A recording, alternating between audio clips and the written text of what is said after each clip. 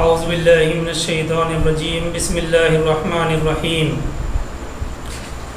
ولولا فضل اللہ علیک ورحمتہ لہمت طائفۃ منہم ان یضلوک وما یضلون الا انفسہم وما یضرونک من شیء وانزل اللہ علیک الکتاب والحکمۃ وعلمک ما لم تکن تعلم وَقَانَ فَضْلُ اللَّهِ عَلَيْكَ عَظِيمًا۔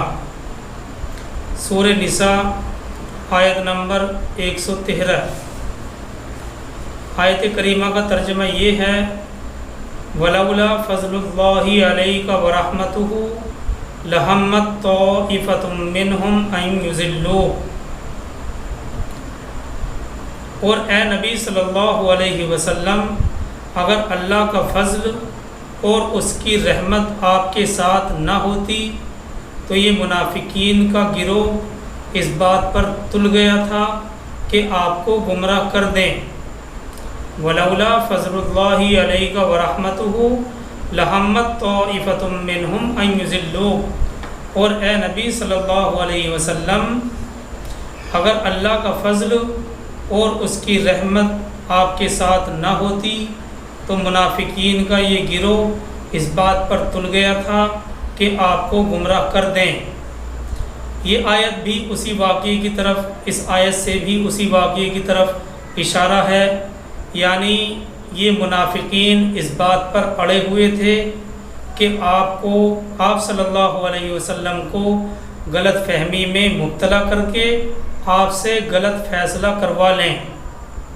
ان کا منصوبہ یہ تھا کہ عدالت محمدی میں ظلم پر فیصلہ ہو جائے، گنہگار چھوٹ جائے اور جو اصل مجرم نہیں تھا، بالکل بے گناہ تھا، اس کو پکڑ لیا جائے۔ یہ منافقین اس بات پر اڑے ہوئے تھے کہ آپ کو غلط فہمی میں مبتلا کر کے آپ سے غلط فیصلہ کروا لیں۔ ان کا منصوبہ تھا کہ عدالت محمدی میں ظلم پر فیصلہ ہو جائے، گنہگار چھوٹ جائے اور جو اصل مجرم نہیں تھا، بالکل بے گناہ تھا، اس کو پکڑ لیا جائے۔ اللہ تعالیٰ نے اسی کا نقشہ کھینچا ہے۔ آگے اللہ تعالیٰ فرماتے ہیں وَمَا يُضِلُّونَ إِلَّا أَنفُسَهُمْ وَمَا يَضُرُّونَكَ مِن شَيْءٍ، اور حقیقت میں وہ صرف اپنے آپ کو ہی گمراہ کرتے ہیں۔ وَمَا يُضِلُّونَ إِلَّا أَنفُسَهُمْ، اور حقیقت میں وہ صرف اپنے آپ کو ہی گمراہ کرتے ہیں۔ اور اے نبی صلی اللہ علیہ وسلم، وہ آپ کو کچھ نقصان نہیں پہنچا سکتے، یعنی ہم ایسے موقعوں پر ہر وقت آپ کو باخبر کرتے رہیں گے۔ اور آگے اسی آیت میں اللہ تعالیٰ فرماتے ہیں وَأَنزَلَ اللَّهُ عَلَيْكَ الْكِتَابَ وَالْحِكْمَةَ وَعَلَّمَكَ مَا لَمْ تَكُن تَعْلَمْ وَقَانَ فَضْلُ اللَّهِ عَلَيْكَ عَظِيمًا، اور یقیناً اللہ کا فضل ہے۔ وَلَوْلَا فَضْلُ اللَّهِ وَأَنزَلَ اللَّهُ عَلَيْكَ الْكِتَابَ وَالْحِكْمَةَ وَعَلَّمَكَ مَا لَمْ تَكُن تَعْلَمْ، اور اللہ نے آپ پر کتاب نازل کی ہے اور حکمت بھی، اور آپ کو وہ سب سکھا دیا جو آپ نہیں جانتے تھے۔ وَعَلَّمَكَ مَا لَمْ تَكُن تَعْلَمْ، اور آپ کو وہ سب سکھا دیا جو آپ نہیں جانتے تھے۔ وَقَانَ فَضْلُ اللَّهِ عَلَيْكَ عَظِيمًا، اور یقیناً اللہ کا فضل ہے آپ پر بہت بڑا۔ وَقَانَ فَضْلُ اللَّهِ عَلَيْكَ عَظِيمًا، اور یقیناً اللہ کا فضل آپ پر ہے بہت بڑا۔ دیکھیے تفہیم القرآن میں اس آیت سے متعلق ہے، یعنی اگر وہ غلط مقدمہ پیش کر کے اور آپ صلی اللہ علیہ وسلم کو غلط فہمی میں مبتلا کر کے کامیاب ہو بھی جاتے اور اپنے حق میں انصاف کے خلاف فیصلہ حاصل کر بھی لیتے، تب بھی نقصان انہی کا تھا۔ اگر وہ یہ سب کر بھی لیتے تب بھی نقصان انہی کا تھا، تمہارا کچھ نہ بگڑتا، یعنی اے نبی صلی اللہ علیہ وسلم آپ کا کچھ نہ بگڑتا، کیونکہ اللہ کے نزدیک، خدا کے نزدیک مجرم وہ ہیں آپ نہیں ہیں۔ اس سے ہمیں ایک بہت اہم بات یہ بھی معلوم ہوتی ہے کہ دنیا میں جو بھی انصاف کے خلاف فیصلہ ہوتے ہیں، جو بھی انصاف کے خلاف فیصلے ہوتے ہیں، وہ اللہ کی نظر میں ہوتے ہیں، اس کے بارے میں اللہ تعالیٰ کو معلوم ہوتا ہے۔ دنیا میں وقتی طور پر جو فیصلہ بھی انصاف کے خلاف ہوتا ہے، چاہے دنیا میں اس کا نتیجہ کچھ بھی ہو، لیکن اللہ کی جب عدالت قائم ہوگی تو پھر انصاف کا بول بالا ہوگا۔ اور آج تو اکثر فیصلے دنیا کی عدالت میں انصاف کے خلاف ہی ہوتے ہیں۔ ایسا لگتا ہے گویا کہ انصاف کوئی چیز ہے ہی نہیں، لیکن جب ایک وقت آئے گا انصاف کا بول بالا ہوگا اور ظلم اور جھوٹ جو آج آسمان چھو رہا ہے ایک دم زمین پر دھڑام سے آ کے گرے گا۔ تو اس آیت میں یہ بہت اہم بات معلوم ہوتی ہے کہ دنیا میں جو بھی انصاف کے خلاف فیصلے ہوتے ہیں وہ اللہ کی نظر میں ہوتے ہیں، اللہ تبارک و تعالیٰ ان کے بارے میں جانتے ہیں، اللہ کو معلوم ہوتا ہے۔ دنیا میں وقتی طور پر جو فیصلہ بھی انصاف کے خلاف ہوتا ہے، چاہے دنیا میں اس کا نتیجہ کچھ بھی ہو، لیکن اللہ کی عدالت جب قائم ہوگی تو پھر انصاف کا بول بالا ہوگا۔ اور آج تو اکثر دنیا میں جو فیصلے ہوتے ہیں انصاف کے خلاف ہی ہوتے ہیں، لیکن ایک وقت آئے گا جب انصاف کا بول بالا ہوگا اور ظلم اور جھوٹ جو آج آسمان چھو رہا ہے زمین پر ایک دم آ کر دھڑام سے گرے گا۔ دیکھیے معرف القرآن جب ہم کھولتے ہیں تو اس آیت یعنی سورہ نساء آیت نمبر 113 سے متعلق یہ نقل کیا ہوا ملتا ہے کہ اس جگہ اللہ سبحانہ و تعالیٰ نے قرآن کے ساتھ حکمت کا لفظ بھی شامل فرمایا ہے۔ وَأَنزَلَ اللَّهُ عَلَيْكَ الْكِتَابَ وَالْحِكْمَةَ، کتاب سے مراد تو قرآن ہے، اور اے نبی صلی اللہ علیہ وسلم ہم نے آپ کو اور نازل کی آپ پر کتاب اور حکمت، تو کتاب سے مراد قرآن ہے، اور حکمت کا لفظ بھی شامل فرمایا۔ اس سے اس بات کی طرف اشارہ ہے کہ حکمت نام ہے رسول کی سنت اور اس کی تعلیمات کا، اور یہ بھی اللہ ہی کی نازل کی ہوئی ہے۔ فرق صرف اتنا ہوتا ہے کہ اس کے الفاظ اللہ کی طرف سے نہیں ہیں، اس لیے قرآن میں داخل نہیں ہیں، اور قرآن اور حکمت دونوں کے معنی اللہ ہی کی طرف سے ہوتے ہیں، اس لیے دونوں پر عمل کرنا واجب ہے، دونوں پر عمل کرنا ضروری ہے۔ تو یہ بہت اہم ہے کہ اللہ تبارک و تعالیٰ نے قرآن کے ساتھ حکمت کو بھی شامل کیا، اور اس سے اس بات کی طرف اشارہ کر دیا کہ حکمت نام ہے رسول کی سنت اور اس کی تعلیمات کا، اور یہ بھی کہ یہ اللہ ہی کی طرف سے نازل کی ہوئی ہے۔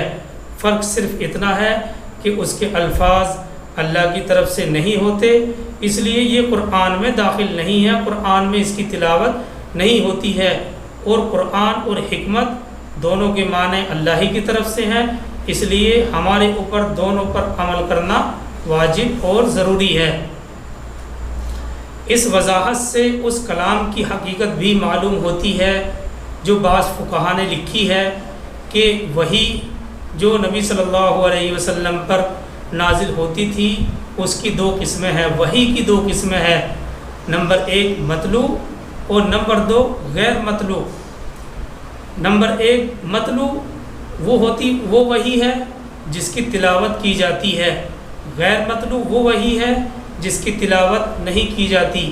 وحی مطلوع قرآن کا نام ہے جس کے الفاظ اور معنی دونوں کے دونوں اللہ کی طرف سے ہوتے ہیں، اور غیر مطلوع حدیث رسول کا نام ہے جس کے الفاظ سرکار دو عالم صلی اللہ علیہ وسلم کے ہیں اور معانی اللہ کی طرف سے ہوتے ہیں۔ تو فقہا کی ان دو قسموں جو انہوں نے دو قسمیں کی ہیں اس کی بھی اس وضاحت سے تائید ہو جاتی ہے کہ وحی کی دو قسمیں ہیں، مطلوع اور غیر مطلوع۔ مطلوع وہ ہے جس کی تلاوت کی جاتی ہے، غیر مطلوع وہ ہے جس کی تلاوت نہیں کی جاتی ہے۔ مطلوع قرآن کا نام ہے جس کے الفاظ اور معنی دونوں اللہ کی جانب سے ہیں، اور غیر مطلوع حدیث رسول کا نام ہے جس کے الفاظ سرکار دو عالم صلی اللہ علیہ وسلم کے ہیں اور معنی اللہ کی طرف سے ہیں۔ دوسرا مسئلہ اس سے متعلق یہ ہے کہ سرکار دو عالم صلی اللہ علیہ وسلم کا علم ساری مخلوق میں سب سے زیادہ ہے۔ دیکھیے اس کے لیے خاص جملہ اللہ تبارک و تعالیٰ نے نازل کیا ہے قرآن میں کہ اس آیت میں سورہ نساء آیت نمبر 113 میں وَعَلَّمَكَ مَا لَمْ تَكُنْ تَعْلَمْ۔ اس سے یہ معلوم ہوتا ہے کہ سرکار دو عالم صلی اللہ علیہ وسلم کا علم ساری مخلوق میں سب سے زیادہ ہے، لیکن اللہ کے برابر تمام کائنات کا علم محیط نہیں ہے۔ اللہ کے برابر تمام کائنات کا علم محیط نہیں تھا جیسا کہ بعض جاہل کہتے ہیں، بلکہ جتنا علم اللہ سبحانہ و تعالی عطا کرتے ہیں وہ نبی صلی اللہ علیہ وسلم کو مل جاتا ہے۔ ہاں اس بات میں کوئی شک اور شبہ نہیں ہے کہ حضور صلی اللہ علیہ وسلم کو جو علم دیا گیا وہ ساری مخلوق کے علم سے سب سے زیادہ ہے۔ اس میں تو کوئی شک نہیں ہے کہ حضور صلی اللہ علیہ وسلم کا جو علم ہے وہ ساری مخلوق کے علم سے زیادہ ہے، لیکن اللہ کے برابر تمام کائنات کا علم محیط نبی صلی اللہ علیہ وسلم کو نہیں تھا۔ وَعَلَّمَكَ مَا لَمْ تَكُنْ تَعْلَمْ، اور سکھا دیا وہ علم جو آپ نہیں جانتے تھے۔ آگے چلتے ہیں سورہ نساء آیت نمبر 114 کی طرف۔ اللہ تعالیٰ فرماتے ہیں لا خیر فی کثیر من نجواہم الا من امر بصدقۃ او معروف او اصلاح بین الناس ومن یفعل ذلک ابتغاء مرضات اللہ فسوف نؤتیہ اجرا عظیما۔ اللہ تعالیٰ فرماتے ہیں لا خیر فی کثیر من نجواہم، ان منافقین کی سرگوشیوں میں اکثر کوئی بھلائی نہیں ہوتی۔ لا خیر فی کثیر من نجواہم، ان منافقین کی سرگوشیوں میں اکثر کوئی بھلائی نہیں ہوتی۔ دیکھیے اس آیت کے شروع کے حصے میں منافقین کی سرگوشیوں اور سازشوں کی طرف اشارہ ہے، یعنی یہ لوگ الگ بیٹھ کر سرگوشیاں کرتے ہیں، دوسروں کو دیکھ کر مسکراتے ہیں اور آنکھوں سے اشارے بھی کرتے ہیں تاکہ دیکھنے والے کے دل میں خلجان پیدا ہو جائے کہ یہ میرے بارے میں ہی بات ہو رہی ہے۔ سارے معاملات انسانی معاشرے میں جوں کہ توں آج بھی موجود ہیں۔ اس لیے اللہ تعالیٰ کا فرمان ہے اس آیت میں کہ ان کی خفیہ سازشوں اور سرگوشیوں کا زیادہ حصہ ایسا ہی ہوتا ہے کہ اس کے اندر کوئی خیر نہیں ہوتی۔ آگے اللہ تعالیٰ فرماتے ہیں الا من امر بصدقۃ او معروف او اصلاح بین الناس۔ اس سرگوشی سے اللہ تبارک و تعالیٰ نے اس بات کو مستثنی کیا ہے، الا من امر بصدقۃ او معروف او اصلاح بین الناس، مگر یہ کہ ان میں سے کوئی تلقین کرے صدقہ اور خیرات کی یا لوگوں کے معاملات کو درست کرنے کی۔ الا من امر بصدقۃ او معروف او اصلاح بین الناس، مگر یہ کہ ان میں سے کوئی تلقین کرے صدقہ اور خیرات کی یا لوگوں کے معاملات کو درست کرنے کی۔ دیکھیے خیر والی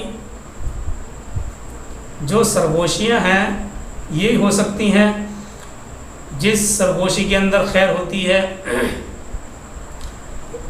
خاموشی سے کسی کو الگ جا کر اس کو صدقہ اور خیرات کی تلقین کی جائے کہ بھائی دیکھو اللہ نے تم کو غنی کیا ہے اور فلاں شخص محتاج ہے، میں اس کو جانتا ہوں، آپ کو اس کی مدد کرنی چاہیے۔ تو اس سے معلوم ہوتا ہے کہ بھلائی کے کاموں میں خفیہ مشورے کیے جائیں تو اس میں کوئی حرج نہیں ہے۔ اسی طرح کسی غلط فہمی میں یا جھگڑے کے وقت فریقین میں صلح صفائی کرانے کے مقصد سے کوئی مشورہ کیا جائے، یہ بھی اس سازش کے اندر نہیں شامل ہوتا ہے۔ دیکھیے اس بات کو مثال کے طور پر ہم اس طرح سے بھی سمجھ سکتے ہیں مثلاً دو بھائی کے درمیان جھگڑا ہو گیا، اب آپ نے ایک کی بات علیحدگی میں سنی اور دوسرے کے پاس اس کو بہتر انداز میں پیش کیا کہ آپ کو مغالطہ ہوا ہے، انہوں نے یہ بات یوں نہیں یوں کہی تھی۔ اس طرح کی الگ الگ گفتگو جو نیک نیتی سے کی جاتی ہے، یہ نیکی اور بھلائی کی بات ہوتی ہے جو اجر اور ثواب کا باعث ہوتی ہے۔ آیت کے اگلے حصے میں اسی خیر والی سرگوشی کا ذکر ہے۔ پہلے حصے میں منافقین کی جو سازشی سرگوشی ہوا کرتی تھی اس کا بیان، پھر اس کے بعد الگ سے مستثنیٰ کر دیا گیا کہ یہ لوگ ایسے بھی ہیں کہ صدقہ اور خیرات کی تلقین بھی کر دیتے ہیں، یعنی جو پہلو جس کا ہوتا ہے قرآن کریم کھول کر اس کو بیان کر دیتا ہے۔ اگر اچھائی ہے تو یہ نہیں دیکھتا کہ یہ منافق ہے یا اہل اسلام میں سے نہیں ہے، اگر اچھائی ہے تو اس کو اچھی طریقے سے قرآن بیان کرتا ہے۔ آیت کے اگلے حصے میں اسی سرگوشی کا ذکر ہے۔ آگے اللہ تعالیٰ فرماتے ہیں وَمَن يَفْعَلْ ذَلِكَ ابْتِغَاءَ مَرْضَاتِ اللَّهِ فَسَوْفَ نُؤْتِيهِ أَجْرًا عَظِيمًا، اور جو شخص اس طرح کی سرگوشی کرے گا اللہ کی رضا جوئی کے لیے تو ان قریب ہم اسے دیں گے بہت بڑا اجر۔